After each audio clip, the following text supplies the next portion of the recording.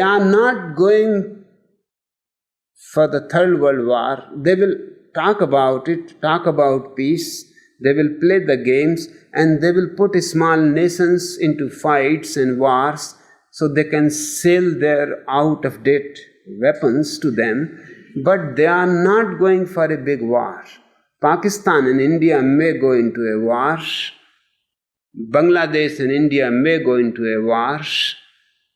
But Russia and America are not going into war because both are perfectly aware what it means.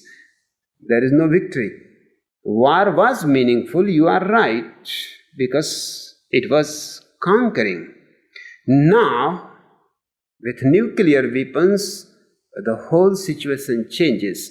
We can put this whole energy in conquering new planets, going to the stars. We can conquer nature which is deteriorating. Put the nature back into its harmoniousness as it was always. We can feed people. We can create medical foods, just pills.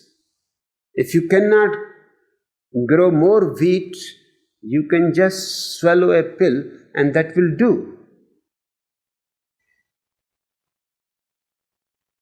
The whole world has to be made aware in what a situation we have reached, that war is absolutely meaningless. So now no more pouring your energies into more nuclear weapons.